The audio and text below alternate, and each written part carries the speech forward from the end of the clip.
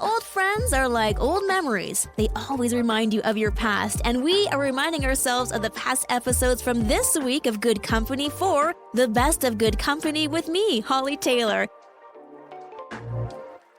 I'm Hollie Taylor here for Joy Radio wherever you are. And today's kind of an interesting day. It's Pay It Forward Day. And you know me, I love my random acts of kindness. It just gives me so much joy when I see someone just going above and beyond, or somebody just being so intentional with the moment. It just makes my day. And so I stumbled upon a story of a teacher who, after her sister passed away in a car accident, her sister had a huge, generous heart. She had cash on her when she passed, and that cash was going to be going towards a bigger fund to support of a good cause.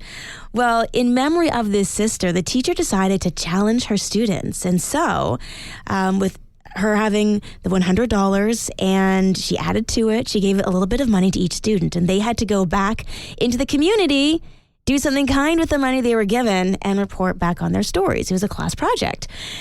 And you get to thinking, like, what can you really do for, let's say, $20? Like, how could that really help somebody, especially when there's massive issues with housing and homelessness? What does a little piddly $20 do? Well, she's been doing this now for quite a few years, and it's been incredible to see the students getting really creative, from going to a thrift store and buying games and then donating them, and having game nights and helping to combat loneliness. A beautiful thing. So it got me thinking, what would I do if I had $20 and I had to give it away? So I'm going to throw that question out to you. Be a part of the challenge. How would you spend $20 to bless someone else? 905-338-1250.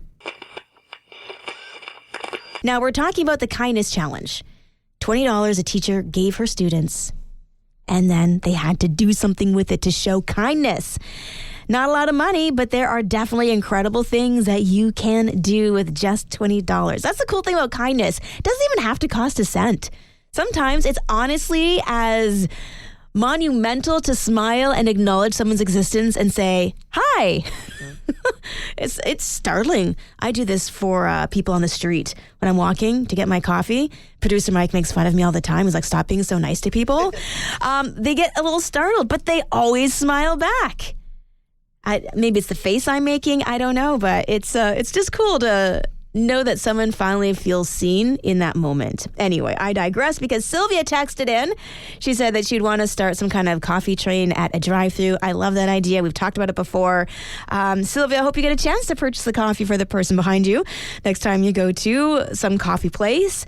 I actually had a really cool experience. I went inside and I went to get a coffee for me and my daughter. Well, my daughter didn't get coffee. It was some chocolatey something or other with a long name.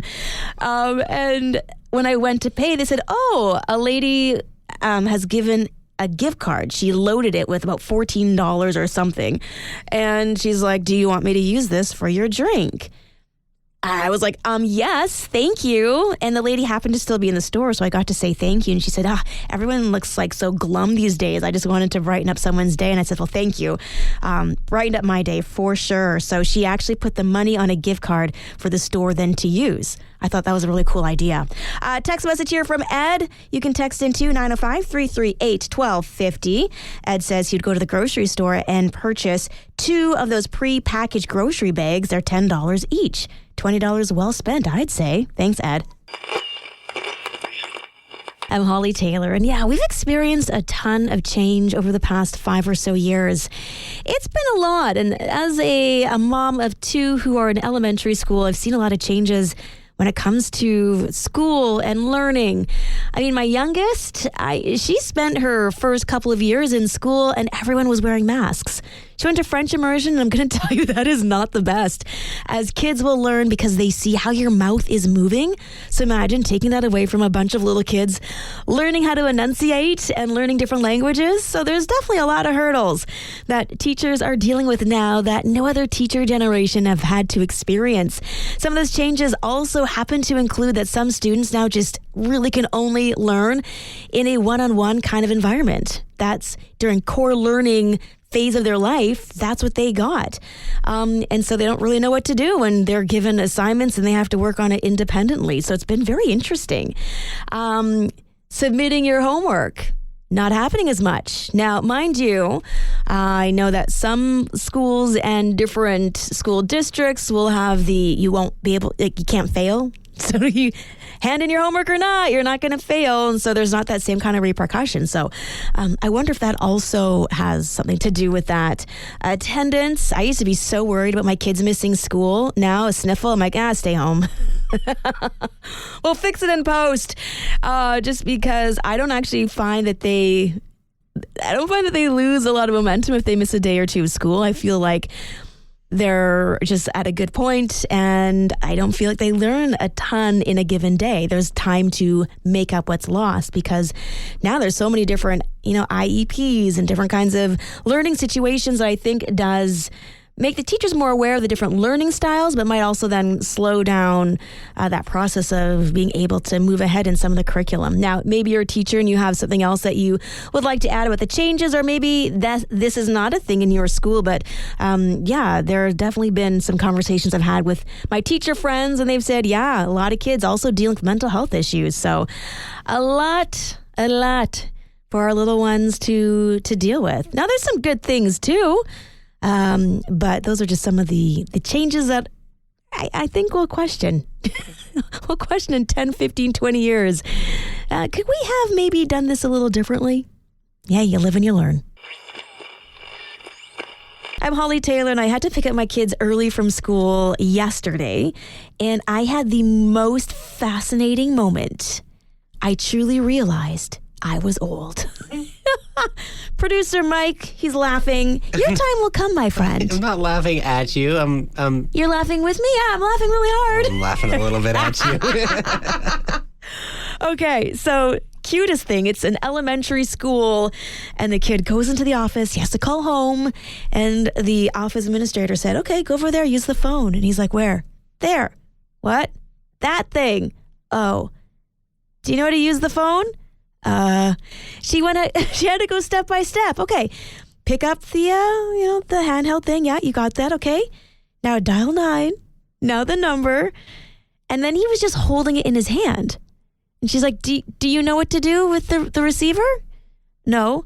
Okay, put that top circle thing. Yeah, right up to your ear. Oh, it was adorable. So adorable. And she says this happens all the time. The kids are coming into the office, needing to call home, and they don't know how to use the phone. They just hold it in their hand like you would with a cell phone. So anyway, made me feel old. But I think, maybe an unpopular opinion, but those kind of phones, the landlines, they need to make a comeback. They really do. But technology, right? New technology, always moving ahead. So I'm curious, what is a new piece of technology that you can feel good and confident about? You're just like, yeah, I'm glad that we have this. I mean, once upon a day, it would have been a dishwasher. Nice change of pace. Load up them dishes, walk away, have some time with the family. Like it was a game changer. So what technology has been a game changer for you? 905-338-1250. Hollie Taylor here. We're talking about new technologies that actually made your life feel a little bit better. 905-338-1250. I feel like the microwave was kind of a game changer because I remember there was a day when I didn't have a microwave. It wasn't a thing. And I remember the day my mom got our first microwave. Game changer. Now, thinking about that beast, I don't know how safe they were. It was loud. Like you knew if it was on or not. But definitely a very helpful, new technology to add into the kitchen mix. Producer Mike, any new technologies for you? I was just thinking of this. I thought it was so silly when they first came out, but smartwatches. Yeah. It's just like it's the next evolution of a digital watch, right? Yeah, exactly. So one thing I loved about my old Casio is being able to set an alarm on it and have that go off every hour. Yeah. Now you can set multiple alarms to keep me on track and make sure shows are going on at the right time. Yes. The radio station here. So that's something in my work day that's really changed my life. Yeah. In a weird way. I got one too, and it just reminds me to work out. I turned all that off. It kind of just makes me feel bad all the time. But I love that yours is a great tool. Yeah. It's not necessarily motivational, but yeah, no, for effective. sure. Did you ever get the Casio that had the calculator in it? No, but I that's think I before really your wanted day? one when I was a kid. I think a friend of mine in grade 3 had one. Yeah, Oh, man. Classic. And I remember, don't cheat by using the calculator on your watch. Yeah. And now kids have these literal computers in the palm of their hand. Doing tests on iPads. Oh, my goodness. At least for now, a lot of schools starting to ban the use of smart devices like the cell phones and the iPads. Because there's a downside to technology, too. But right now, we're just talking about the upside. You know, today's a fun day, and I instantaneously thought of producer Mike when I saw this coming through our prep site. And today is National Space Day. I love it. And if I know a space nerd when I see one, that's you. Aw, shucks. Yes. My term of endearment for you. Thank you. But there's been a lot of conversations about space. We're hearing a lot about the physical changes astronauts get because they go into space. It is hard on their body. I didn't realize that was the case. I'm not signing up for being an astronaut. I mean, that used to be cool, but no, not even on my top 10 list of things to do. Producer Mark, would you go to space? Yeah, I wouldn't go for 9 months like some of those astronauts do, Yeah. and they have to be carried off their capsule And, like, if they don't have any muscle mass Their left. face changes too. Yeah, it's wild. It really is. Apparently, you get a constant sinus headache because the blood all rushes to your head, Oh, and gravity isn't draining it down. no. Yeah. And you probably can't even do anything about it. They also like hot sauce because you can't taste anything. I So didn't know hot that. sauce is very popular on the space station. There you go. Fun fact from our resident space expert, producer Mike. So there we go. If you've got kids, grandkids, maybe you yourself, I know our VP of Finance, huge into all things space. Today, celebrate. What's your favorite thing about the final frontier? Well, that's a wrap. Those are our favorite memories from this past week. Join me for more Good Company live every weekday from 4:30 till 6 p.m. here on Joy Radio. Oh, and don't forget, you can also catch up by subscribing to our Joy Radio podcast. If you'd like to join in on the conversation, text 905-338-1250. Thanks for listening. We'll see you on Monday.